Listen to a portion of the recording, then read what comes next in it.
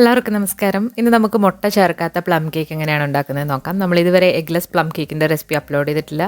ഈ കേക്കിൻ്റെ പ്രത്യേകത എന്ന് പറയുമ്പോൾ ഇതിൽ നമ്മൾ ഡ്രൈ ഫ്രൂട്ട്സ് ഒന്നും സോക്ക് ചെയ്യേണ്ട ആവശ്യമില്ല. നമ്മൾ ഇൻസ്റ്റൻ്റ് ആയിട്ട് ചെയ്യുന്ന ഒരു പ്ലം കേക്കാണ്. അതുപോലെ ബട്ടർ വേണ്ട, അതുപോലെ ബീറ്ററും ഓവനും വേണ്ട. അപ്പോൾ നമ്മളിവിടെ രണ്ട് രീതിയിൽ ഈ കേക്ക് ബേക്ക് ചെയ്യുന്ന കാണിക്കുന്നുണ്ട്. ഓവനിലും അല്ലാതെയും ചെയ്യുന്ന രണ്ട് മെത്തേഡും നമ്മൾ കാണിച്ചു തരുന്നുണ്ട്. മുട്ട ചേർത്തില്ലെങ്കിൽ കൂടി നല്ല സോഫ്റ്റാണ്, അതുപോലെ ടേസ്റ്റിന് യാതൊരു കോംപ്രമൈസും ഇല്ല. അതേ ടെക്സ്ചറിൽ നല്ല പെർഫെക്റ്റ് ആയിട്ട് തന്നെ കേക്ക് വന്നിട്ടുണ്ട്.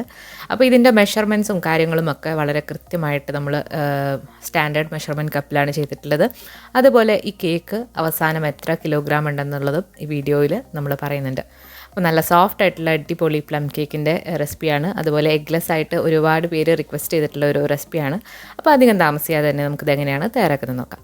അപ്പോൾ ആദ്യം തന്നെ നമുക്ക് ഡ്രൈ ഫ്രൂട്ട്സ് വേണം. അത് ഇഷ്ടം പോലെ നിങ്ങൾക്ക് എടുക്കാവുന്നതാണ്. ഇങ്ങനെ ഇന്നതെടുക്കണം എന്നൊന്നും ഇല്ല. അപ്പോൾ നമ്മളിവിടെ എടുത്തിരിക്കുന്നത് കറുത്ത മുന്തിരി, കുറച്ച് ടൂട്ടി ഫ്രൂട്ടി, അതുപോലെ തന്നെ കുറച്ച് ക്രാൻബെറി, പിന്നെ അണ്ടിപ്പരിപ്പ്, കുറച്ച് മത്തങ്ങയുടെ അരി, പിന്നെ അങ്ങനെ ചില ഡ്രൈ ഫ്രൂട്ട്സാണ് നമ്മൾ എടുത്തിട്ടുള്ളത്.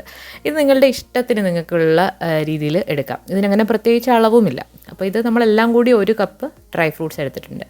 ഇനി ഇതല്ലാതെ നമ്മൾ ഓഥൻറ്റിക് ആയിട്ടുള്ള പ്ലം കേക്ക് ചെയ്യുന്നത് റമ്മിലോ വൈനിലോ സോക്ക് ചെയ്തിട്ടുള്ള ഡ്രൈ ഫ്രൂട്ട്സ് വെച്ചിട്ടാണ്. അപ്പോൾ നമ്മൾ ഓൾറെഡി റമ്മിൽ സോക്ക് ചെയ്ത് ഡ്രൈ ഫ്രൂട്ട്സ് വെച്ചിട്ടുണ്ട്. അപ്പോൾ ഇത് വെച്ചിട്ടുള്ള ഒരു അടിപൊളി റെസിപ്പി നമ്മൾ എന്തായാലും ക്രിസ്മസ് അടുപ്പിച്ച് അപ്ലോഡ് ചെയ്യുന്നുണ്ട്. അപ്പോൾ അതെല്ലാവരും മറക്കാതെ കാണുക. നമ്മൾ ഇന്ന് ചെയ്യുന്നത് വളരെ സിമ്പിളായിട്ടുള്ള ഒരു പ്ലം കേക്കിൻ്റെ റെസിപ്പിയാണ്. അപ്പോൾ ഇതുപോലെ സോക്ക് ചെയ്ത് ഞാൻ വെച്ചിട്ടുണ്ട്. അപ്പോൾ സോക്കിങ് എങ്ങനെയാണെന്നുള്ളത് നമ്മൾ ഓൾറെഡി അപ്ലോഡ് ചെയ്തിട്ടുണ്ട്. അപ്പോൾ നമുക്കിപ്പോൾ ഈ ഡ്രൈ ഫ്രൂട്ട്സ് ഒരു കപ്പ് ഓറഞ്ച് ജ്യൂസിൽ ഒന്ന് സോക്ക് ചെയ്ത് വെക്കാം.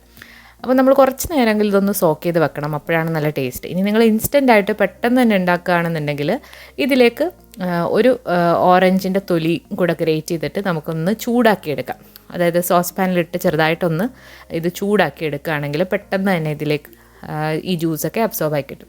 അപ്പോൾ നമ്മളിവിടെ ജസ്റ്റ് മിക്സ് ചെയ്തതിന് ശേഷം ആണ് ഇതെടുക്കുന്നത്. അപ്പോൾ മിനിമം 1 മണിക്കൂറെങ്കിലും ഇതുപോലെ മിക്സ് ചെയ്തൊന്ന് മാറ്റി വെക്കുമ്പോഴത്തേക്ക് നന്നായിട്ട് സോക്കായി കിട്ടും. ഇനി നമുക്കൊരു പാത്രത്തിൽ കുറച്ച് പഞ്ചസാര ഒന്ന് കരിച്ചിട്ട് സിറപ്പ് ഉണ്ടാക്കിയെടുക്കണം. അതിന് വേണ്ടിയിട്ട് നമ്മൾ 1/4 കപ്പ് പൊടിക്കാത്ത പഞ്ചസാര ചൂടായി കിടക്കുന്ന പാനിലേക്ക് ഇട്ട് കൊടുത്തിട്ടുണ്ട്. ഈ പഞ്ചസാര ഇനി ഒരു മീഡിയം ഫ്ലെയിമിലിട്ട് നമ്മൾ വെയിറ്റ് ചെയ്യണം. പഞ്ചസാര ഇളക്കാനൊന്നും പാടില്ല. അതുപോലെ ഇതിലേക്ക് ഒട്ടും തന്നെ വെള്ളമൊന്നും ചേർത്ത് കൊടുക്കരുത്. കുറച്ച് കഴിയുമ്പോൾ ഇതുപോലെ പഞ്ചസാര ബ്രൗൺ നിറമായിട്ട് ഉരുകി വരും. അപ്പോൾ നന്നായിട്ട് ഉരുകി വരാൻ തുടങ്ങിക്കഴിഞ്ഞാൽ നമുക്കൊന്ന് മിക്സ് ചെയ്ത് കൊടുക്കാം. അതിനുശേഷം അതിലേക്ക് 1/2 കപ്പ് വെള്ളം ചേർത്ത് കൊടുക്കാം. വെള്ളം എന്ന് പറയുന്നത് ചൂടുവെള്ളമാണ് ചേർക്കേണ്ടത്. വെള്ളം ഒഴിക്കുന്ന പാടെ തന്നെ നന്നായിട്ടൊന്ന് മിക്സ് ചെയ്ത് കൊടുക്കുക, അല്ലെങ്കിൽ കട്ട കിട്ടും. അപ്പോൾ നമ്മൾ 2 തവണകളായിട്ടാണ് 1/2 കപ്പ് വെള്ളം ചേർത്ത് കൊടുത്തിട്ടുള്ളത്. 1/4 കപ്പ് അങ്ങനെയാണ് ചേർത്ത് കൊടുക്കേണ്ടത്. അപ്പോൾ ഇതൊരു കട്ടി സിറപ്പായിട്ട് നമുക്ക് എടുക്കണം. അപ്പോൾ നമ്മൾ മൊത്തത്തിൽ ഇതൊരു 1/4 കപ്പ് സിറപ്പ് കിട്ടിയിട്ടുണ്ട്. ഇത് നന്നായിട്ട് തണുക്കാനായിട്ട് നമുക്ക് മാറ്റി വെക്കാം.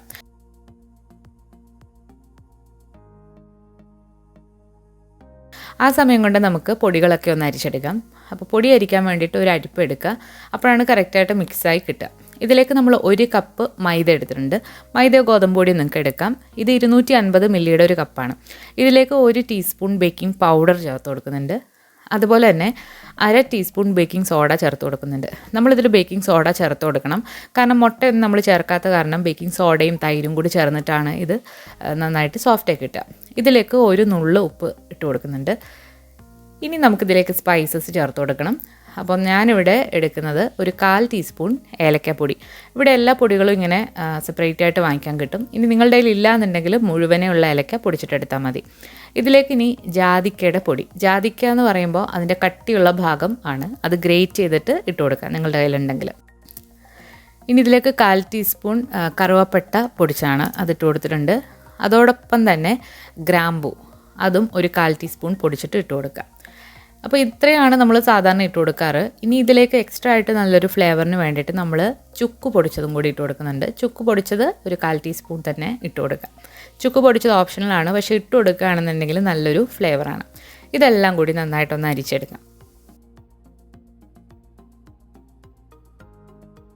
അപ്പോൾ നന്നായിട്ട് തന്നെ അരിച്ചെടുക്കുക. അരിച്ചെടുത്തതിന് ശേഷം ഒന്നുകൂടെ ഒന്ന് മിക്സ് ചെയ്ത് എടുക്കാം. അപ്പോൾ നമ്മൾ കേക്ക് തയ്യാറാക്കാൻ തുടങ്ങുന്നതിന് മുൻപേ തന്നെ നമ്മൾ കേക്കിൻ്റെ ടിന്നൊക്കെ ഒന്ന് റെഡിയാക്കി വെക്കണം. അപ്പോൾ നമ്മൾ കേക്കിൻ്റെ ടിന്നിലേക്ക് കുറച്ച് ബട്ടർ പേപ്പറൊക്കെ ഇട്ടൊന്ന് തടവി വെക്കുകയാണെങ്കിൽ നല്ലതാണ്. അതേസമയം നമ്മൾ സോക്ക് ചെയ്യാൻ വെച്ചിട്ടുള്ള ഡ്രൈ ഫ്രൂട്ട്സ് ഇവിടെ ഏകദേശം നന്നായിട്ട് സോക്കായിട്ട് ഇതുപോലെ ഡ്രൈ ആയിട്ട് വന്നിട്ടുണ്ട്.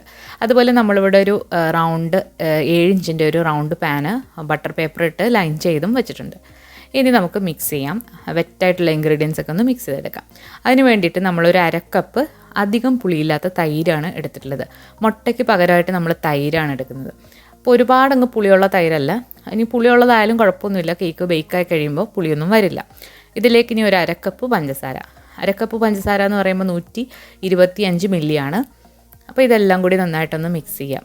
പൊടിക്കാത്ത പഞ്ചസാരയാണ് നമ്മൾ ഇട്ട് കൊടുത്തത്. അതുകൊണ്ട് പഞ്ചസാര നന്നായിട്ട് അലിഞ്ഞതിന് ശേഷം മാത്രം ബാക്കിയുള്ള ചേരുവകൾ ചേർക്കാം. ഇതിലേക്കൊരു ടീസ്പൂൺ വാനില എസൻസ് കൂടി ചേർത്ത് കൊടുത്തിട്ടുണ്ട്.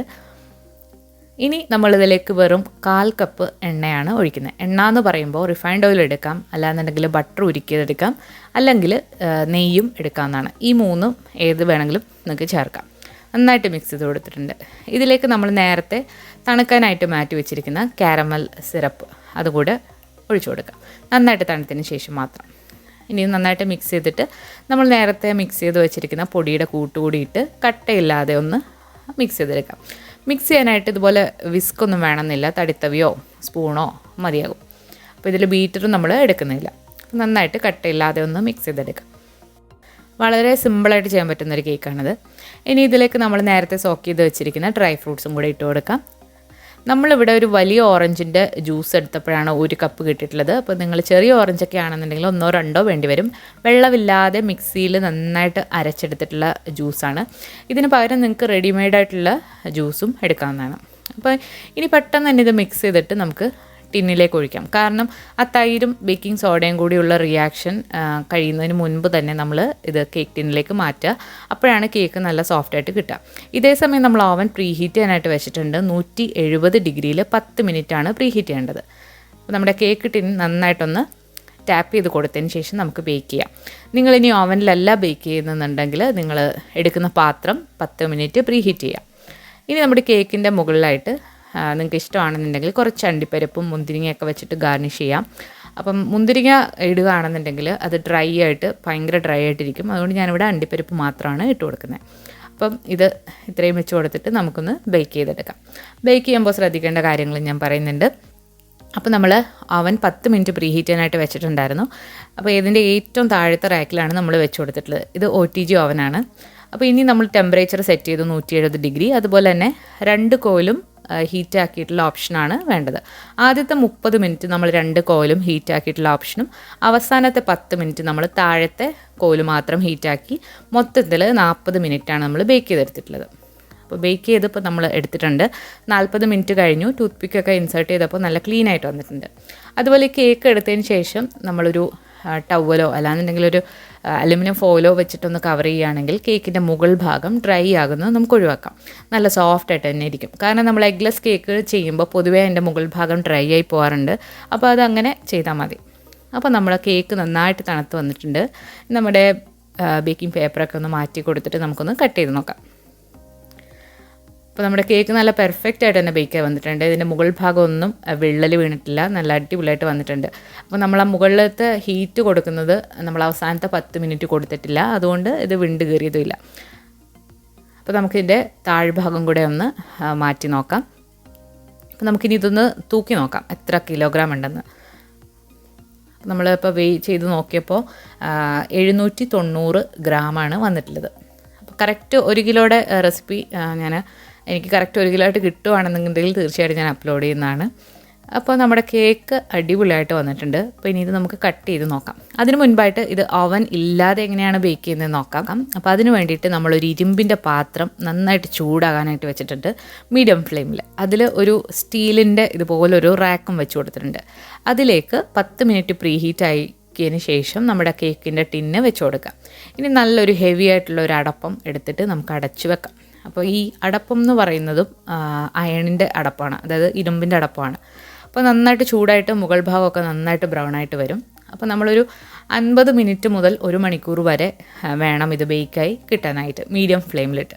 അപ്പോൾ നമ്മുടെ കേക്ക് ഇതുപോലെ ബേക്കായി വന്നിട്ടുണ്ട്. ഇത് ഞാൻ മറ്റൊരു കേക്ക് ഓവൻ ഇല്ലാതെ ചെയ്ത് നോക്കിയിട്ടുള്ളതാണ്. അപ്പോൾ ഇതേ രീതിയിൽ തന്നെ നമുക്ക് ഈ കേക്കും ചെയ്തെടുക്കാവുന്നതാണ്. അപ്പോൾ നന്നായിട്ട് തന്നെ വരും. പ്രത്യേകിച്ച് വ്യത്യാസമൊന്നും ഇല്ലാതെ നന്നായിട്ട് തന്നെ വരും. നമ്മൾ ഈ പാത്രത്തിൽ ഉപ്പോ ഒന്നും തന്നെ ഇട്ടിട്ടില്ല, വെറും സ്റ്റീൽ റാക്ക് മാത്രം വെച്ചിട്ടാണ് ബേക്ക് ചെയ്തെടുത്തിട്ടുള്ളത്. അപ്പോൾ നമുക്ക് കേക്ക് ഒന്ന് കട്ട് ചെയ്ത് നോക്കാം. അപ്പോൾ നല്ല സോഫ്റ്റ് ആയിട്ടുള്ള കേക്കാണ്, അതുപോലെ നല്ല ടേസ്റ്റുമാണ്. ആ ഓറഞ്ചിൻ്റെയും അതുപോലെ തന്നെ ഡ്രൈ ഫ്രൂട്ട്സൊക്കെ നമ്മൾ ഇൻസ്റ്റൻ്റായിട്ട് ചെയ്തതാണെന്ന് പറയില്ല ഈ കേക്ക് കഴിക്കുകയാണെന്നുണ്ടെങ്കിൽ.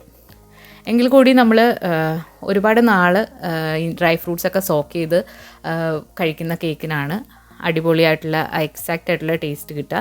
അപ്പോൾ അതിൻ്റെ റെസിപ്പി ഞാൻ വഴിയെ അപ്ലോഡ് ചെയ്യുന്നതാണ്. അപ്പോൾ എല്ലാവരും മറക്കാതെ കാണുക. അതുപോലെ നമ്മൾ ഒരുപാട് ക്രിസ്മസ് റെസിപ്പീസ് ഇതുവരെ അപ്ലോഡ് ചെയ്തിട്ടുണ്ട്. അപ്പോൾ എല്ലാവരും കാണുക, സപ്പോർട്ട് ചെയ്യുക. ഈ വീഡിയോ നിങ്ങൾക്ക് ഇഷ്ടമായിട്ടുണ്ടെങ്കിൽ ലൈക്ക് ചെയ്യാനും ഷെയർ ചെയ്യാനും മറക്കരുത്. അതുപോലെ നമ്മുടെ ചാനൽ ഇതുവരെ നിങ്ങൾ സബ്സ്ക്രൈബ് ചെയ്തിട്ടില്ല എന്നുണ്ടെങ്കിൽ സബ്സ്ക്രൈബ് ചെയ്യാനും മറക്കരുത്. പുതിയ റെസിപ്പി വീഡിയോകളായിട്ട് നമുക്ക് വീണ്ടും കാണാം. താങ്ക്